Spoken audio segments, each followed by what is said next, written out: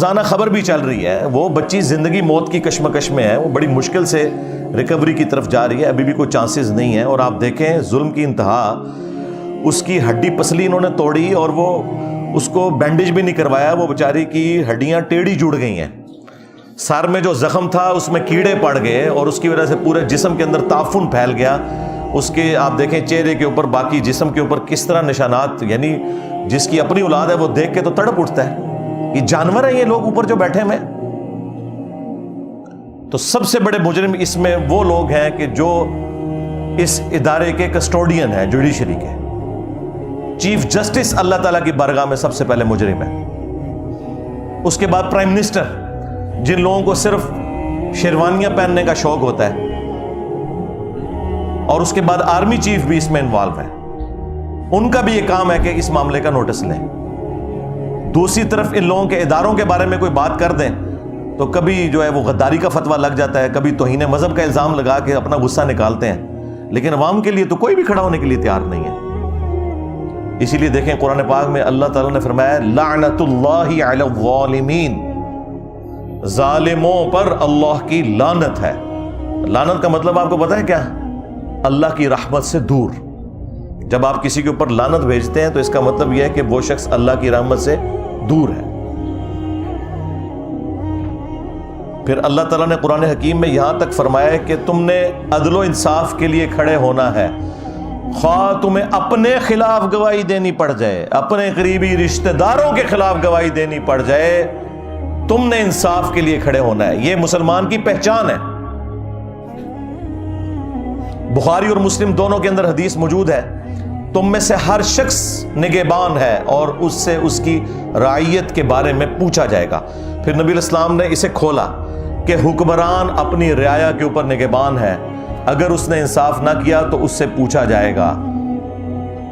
ایک خامند اپنی بیوی اور بچوں کے اوپر نگہبان ہے، ایک عورت اپنے خامند کے مال اور اس کے بچوں کے اوپر نگہبان ہے۔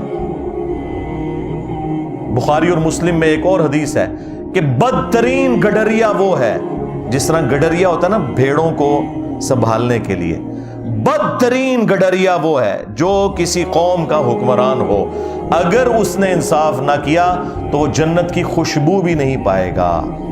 جی، ان لوگوں کو صرف فیسلٹیز اویل کرنے کا شوق ہوتا ہے، انہیں یہ پتہ نہیں ہے کہ یہ جتنی بڑی پوسٹوں پہ بیٹھنے والے لوگ ہیں انہوں نے اپنے اوپر جہنم واجب کروا لی ہوئی ہے۔ اگر یہ گمنامی کی زندگی مر جاتے ہیں نا کسی فٹ پاتھ کے اوپر تو شاید ان کے کو بچنے کے چانسز تھے۔ جو لیڈرشپ کے اوپر بیٹھا ہوا ہے اور اگر وہ انصاف نہیں کر رہا اور اس کے نیچے لوگوں کے اوپر ظلم ہو رہا ہے تو اس نے اپنے اوپر جہنم پکی کروا لی ہے۔ ہاں اگر انصاف کرتا ہے تو وہ بخاری مسلم میں حدیث ہے کہ 7 لوگوں کو اللہ کے عرش کا سایہ نصیب ہوگا قیامت کے دن، جب کوئی اور سایہ نہیں ہوگا۔ ان میں سے پہلے نمبر پہ وہ شخص ہے جو عادل حکمران ہے۔ وہ پھر فضیلت اپنی جگہ ہے، لیکن یہ فضائل تبھی حاصل ہوں گے جب اپنے معاملات کو آپ صحیح طریقے سے لے کے چلیں گے۔ اور اس میں آپ صرف بڑوں کو، حکمرانوں کو سنگل آؤٹ نہ کریں، ہر مسلمان کے لیے ہے۔ صحیح بخاری اور صحیح مسلم کے اندر حدیث موجود ہے، مسلمان وہ ہے کہ جس کے ہاتھ اور زبان سے دوسرے مسلمان محفوظ رہیں۔ ایک اور حدیث ہے بخاری اور مسلم میں، تم میں سے کوئی شخص اس وقت تک مؤمن ہی نہیں ہو سکتا جب تک کہ اپنے بھائی کے لیے بھی وہی چیز پسند نہ کرے جو اپنے لیے کرتا ہے۔ کیا یہ لوگ پسند کریں گے کہ ان کے بچوں کے ساتھ یہ ہو رہا ہو؟ جو دوسروں کے بچوں کے ساتھ یہ کرتے ہیں، یہ کرتے ہوئے دیکھتے ہیں اور گونگے شیطان بنے رہتے ہیں۔ ہمارا دین تو ہمیں یہ سکھاتا تھا کہ بخاری اور مسلم دونوں میں حدیث ہے کہ مسلمان ایک جسم کی مانند ہے، جسم کے کسی حصے میں تکلیف ہوتی ہے تو پورا جسم اس تکلیف کو محسوس کرتا ہے۔ نبی علیہ السلام نے یعنی اس میں فرمایا کہ باہمی اخوت، محبت اور بھائی چارے میں ایک جسم کی مانند ہے۔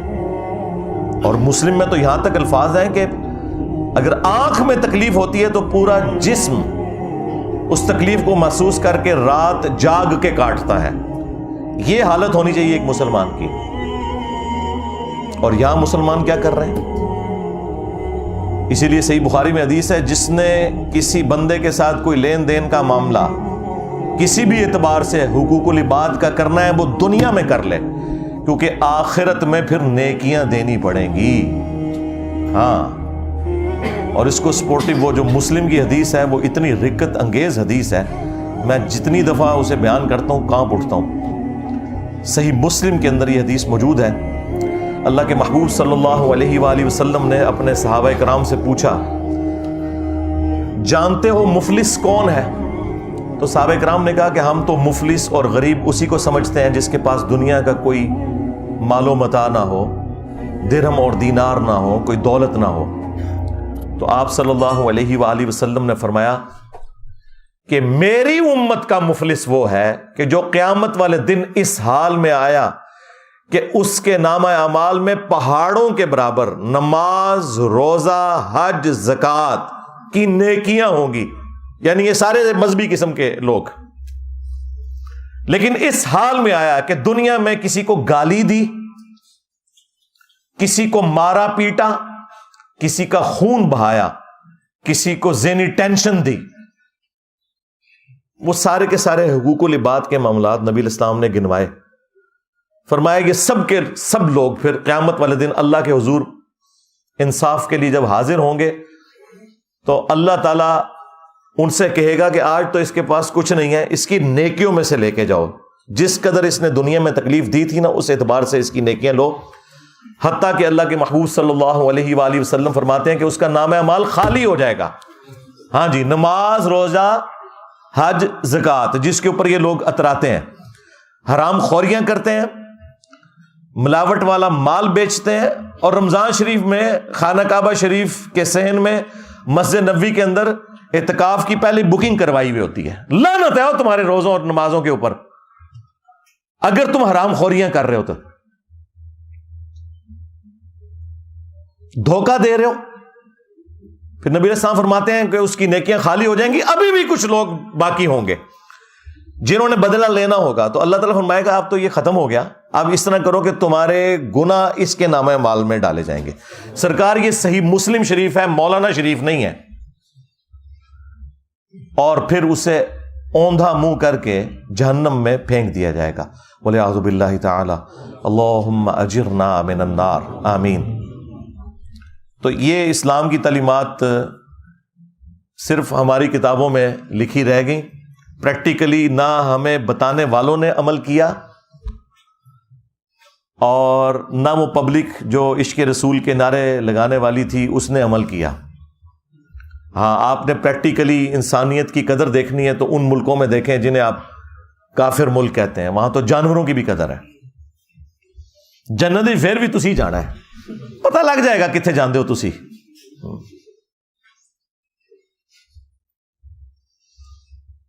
تو میرا خیال ہے کہ اس وقت ہمارے بڑوں کی ذمہ داری ہے کہ اسے ایک ایگزامپل سیٹ کریں تاکہ آئندہ کے لیے کسی کو جرت نہ ہو.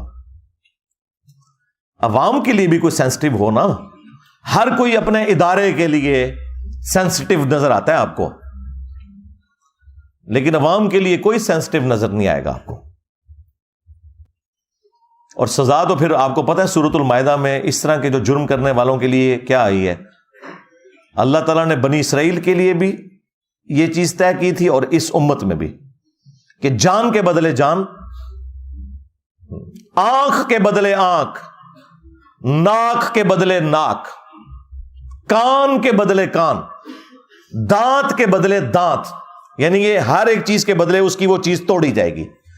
اور پھر اللہ تعالیٰ نے ساتھ اس کے کنکلوڈ کیا یہ بات کرتے ہوئے کہ ہر زخم کے بدلے اسی لیول کا زخم اس کا بدلہ ہے دنیا میں.